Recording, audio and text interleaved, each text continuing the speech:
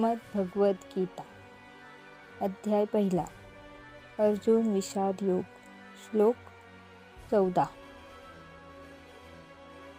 ततः श्वेतहर्युक्ते महती सयन्दे स्थितो माधवः पाण्डवश्चैव दिव्यशंखप्रदं धृत्वा। या श्लोकामध्ये धृतराष्ट्र संजयला युद्धभूमीवर काय चालू आहे याचे वर्णन करायला सांगत आहेत. संजय सांगतात की कृष्ण आणि अर्जुन एका मोठ्या रथावर बसले आहेत.